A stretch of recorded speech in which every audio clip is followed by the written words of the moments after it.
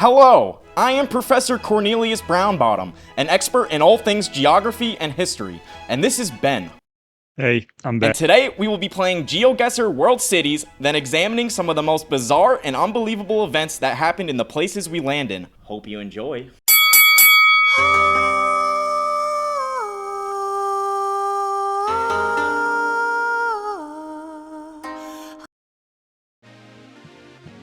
Durban. Alright, we're on Durban Street, actually. I'm not even sure we're in Durban. 79 Albert Street, JHAB? JHB. Wait, JHB, Johannesburg. Should have been like a neighborhood or something. This building says f***ing on it. Albertina, Sisulu Street. Found that, and I think Durban ran east-west, but I don't see it. Look for Poly running north-south as well. Polly? Like, Polly Shore? No, like Poly wants a cracker. More crackers, please. I found Durban. Sweet.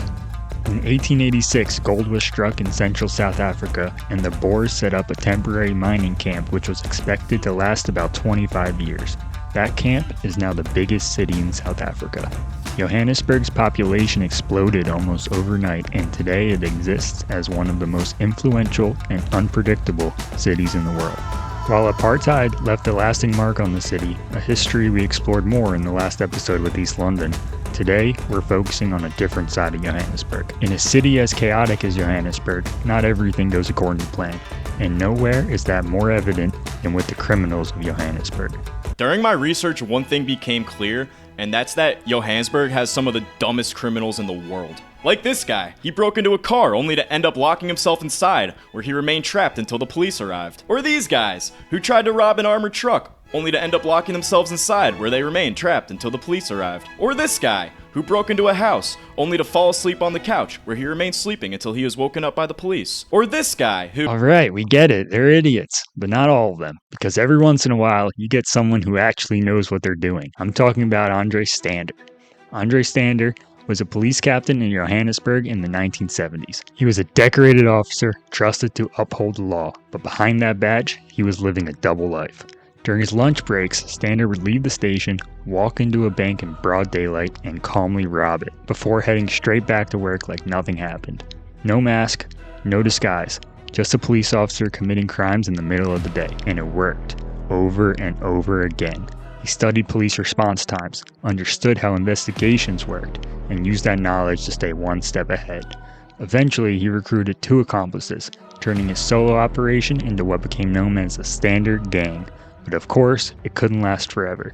His double life eventually caught up to him, and he was arrested and sentenced to prison. But that isn't the end of the story. In 1983, Stander and his accomplices pulled off a prison escape. They overpowered the guards, stole a getaway car, and disappeared into the streets. What followed was a nationwide manhunt. For months, they stayed on the run, moving constantly, using disguises, and even continuing to commit robberies along the way. Stander became one of the most wanted men in South Africa, a former police captain now being hunted by the very system he worked for. Eventually, his luck ran out, and in 1984, police finally tracked him down. Cornered, with nowhere left to go, Stander pulled a gun, triggering the shootout that would end his life.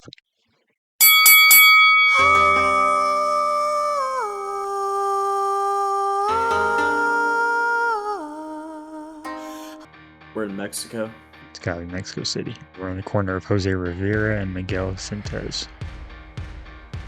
Found it. No way. No, that'd be crazy, wouldn't it? Asshole. Oh, okay. I saw Zaragoza, that's the name of the road, and I found that road. Alright, we're cooking here. There's Jose Rivera. Oh my god, I found it. Wow, how quick. Sending it. Oh. Mexico City is one of the largest and most dynamic cities on Earth, built atop the ruins of the ancient Aztec capital of Tenochtitlan. Sitting at over 7,000 feet above sea level, it blends centuries of history with non-stop modern energy, where colonial architecture, sprawling neighborhoods, and vibrant street life all collide in a city that never slows down. It's a cultural powerhouse known for its food, art, and influence across Latin America, but beneath that surface is a city shaped by conquest, reinvention, and survival.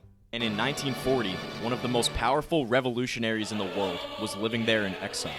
Leon Trotsky had been exiled after losing a power struggle with Joseph Stalin, but exile wasn't enough.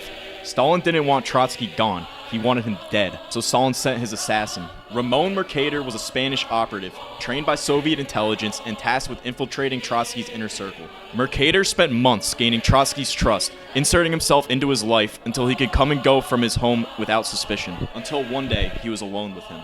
Mercader walked into Trotsky's study, pulled an ice axe from his overcoat, and drove it into Trotsky's skull. Except Trotsky didn't die immediately. He fought back and even told his guards not to kill Mercader so he could be questioned. But the damage was fatal, and Trotsky died the next day. After the attack, Mercader was immediately beaten by Trotsky's guards and arrested by Mexican police. He refused to reveal his true identity for years, using a fake name and sticking to his cover story the entire time, and he served a full 20-year prison sentence in Mexico for the murder. When he was released, he went to the Soviet Union, where he was welcomed as a hero and awarded the Order of Lenin, one of the highest honors in the USSR. He later lived in Cuba under government protection and died a free man in 1978. Legend has it that in the mid to late 1900s, a man by the name of Don Barrera came across the dead body of a young girl, drifting down a canal beside an island on his property just outside of Mexico City. The next day, Barrera found a doll floating down the same canal. Believing it belonged to the young girl, he hung the doll from a tree, both in her memory and to ward off evil spirits. It is believed that the young girl's spirit haunted the island, so Barrera began to trade his belongings for more dolls to appease her, eventually collecting over 100 dolls that were soon hung from trees all around the island. In 2001, Barrera's nephew came to the island to help his uncle. His nephew claims that as they were fishing, his uncle began hallucinating and singing about how mermaids were calling for him. The nephew left briefly, and upon his return, found Barrera lifeless, face down in the canal, in the same spot where the girl was said to have drowned. The island is now open to the public, and visitors report seeing the dolls move their heads, arms, and even opening their eyes. They also claim to have heard the dolls whispering to each other. Today, tourists will place offerings for the dolls in exchange for good fortune and blessings, while many locals upkeep the island as a form of worship.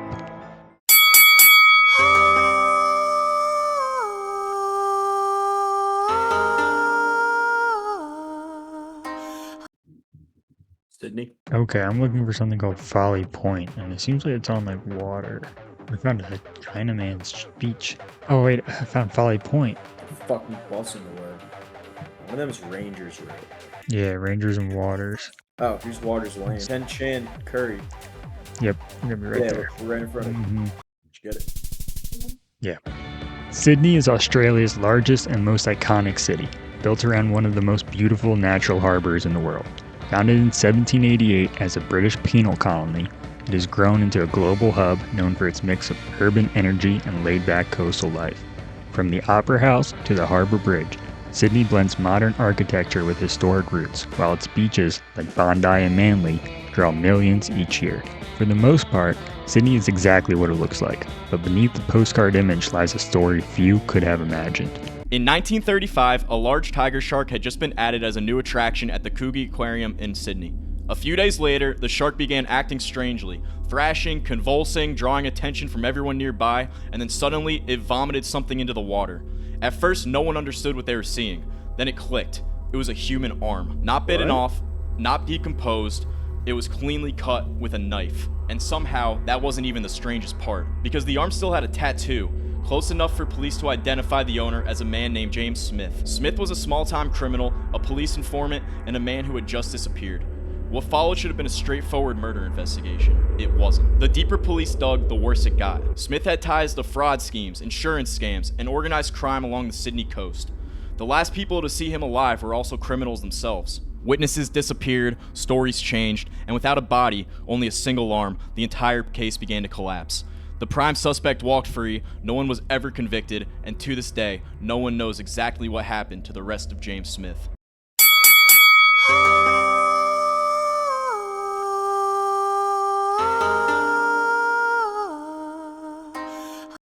Here we go. I think we're in New York City. Yep, New York City, baby. We are near Clark Street. Something like that. Is it in Chicago? Yeah, it is Chicago. Okay. gonna say. New York doesn't have alleys. Yeah, it does. No. Yeah, it does, dude. Yeah, in the movies you've seen. Dude, I was in New York like a month ago. There was alleys. That's not what the guy on TikTok said. Well, Sal. Oh, I found where I am. Alright, repping it. Yeah, we got it. Nice. Chicago is the third largest city in the United States, sitting along the shores of Lake Michigan. Founded in 1837, it quickly became a major hub for trade, industry, and transportation. Known for its bold architecture and towering skyline, Chicago helped pioneer the modern skyscraper. From deep dish pizza to blues and jazz, the city's culture runs just as deep as its history. Built on reinvention after the Great Fire of 1871, Chicago remains one of the most influential and unmistakable cities in the world. In the late 1800s, Chicago was the meatpacking capital of the world, and one man sat atop that throne. His name was Adolf Lukert, otherwise known as the Sausage King. A German immigrant turned millionaire, Lukert built a sausage empire from the ground up, eventually building a huge factory and hiring thousands of employees. But in 1897, his wife Louisa disappeared. Lukert claimed that she had divorced him and moved back to Europe, but the police weren't buying his story. The cops searched his factory, and inside they found something horrific. Inside one of the large vats used to process sausage, they uncovered bone fragments along with Louisa's wedding ring. And suddenly, Chicago had a new problem. Because if that vat had been used, then those sausages had already been shipped, which meant across Chicago, people weren't just hearing about a murder.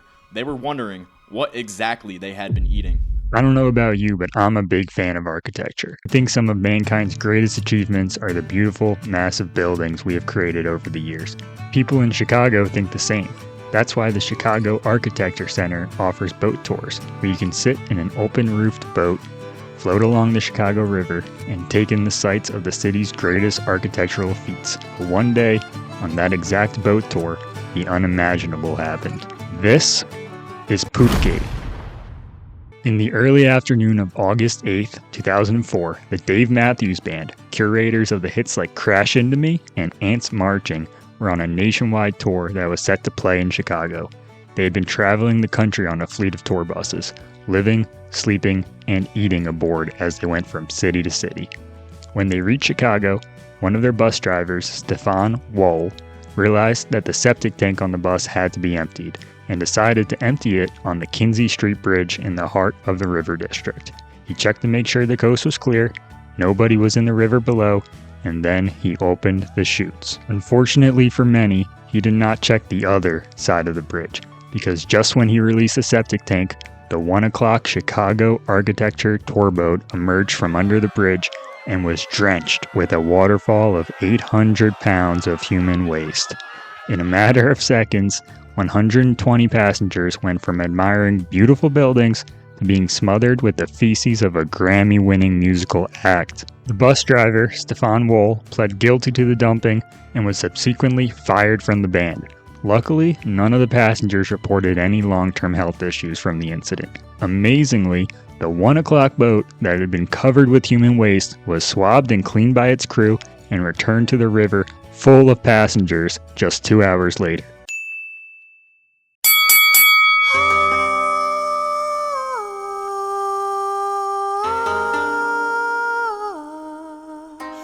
Round 5.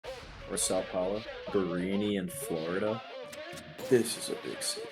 Yeah, biggest city in this hemisphere. Great. Found it. No way. Yeah. Works every time though. This is a disgusting number of roads. Too many roads for you? Can't handle it? Alright, let's try to find a landmark. There's a big ass bridge. It just goes over roads though, no water. Or no, it does go over water. The bridge curves. Whoa. Yeah, it's a curvy bridge. This could be useful. Wait a minute. Not only is this a curvy bridge, but there's actually another bridge that crosses over it. Like on top of it. I found the bridge. I found Florida. Yep, Brazil. Oh, I went to the east. I'm a dumbass. São Paulo is the largest city in the southern hemisphere, an endless concrete sprawl where over 20 million people move, build, trade, and collide every single day. Founded in 1554 by Jesuit missionaries, it grew from a quiet religious outpost into the economic engine of Brazil, driven first by coffee, then by industry, and now by finance, culture, and sheer momentum. It was a city of extremes. Towering skyscrapers stand beside dense favelas, and world-class restaurants sit just blocks from chaotic street markets. It's loud, fast, and restless. In a city like that, people don't think small. Sometimes they come up with ideas that sound impossible until somebody tries them. In 2008, a Brazilian priest named Adelier Antonio de Carli set out to do something inspiring. He wanted to raise money for charity and prove that with enough faith, you could rise above anything. So he came up with a plan. Adelier decided that he would attach hundreds of helium balloons to a small chair, strap himself in with a harness, and lift off into the sky, bringing attention to his cause. He spent weeks preparing. He tested equipment, planned the route, and gathered supplies. And then he did it. He sat down in the chair, secured the harness, and slowly but surely, the balloons began to pull. His feet lifted off the ground, then higher and higher. People watched as he drifted into the sky, rising above the coastlines and carried out over the horizon. From below, it looked almost peaceful, like something out of a movie. And then, he was never seen again. All right, we nailed that.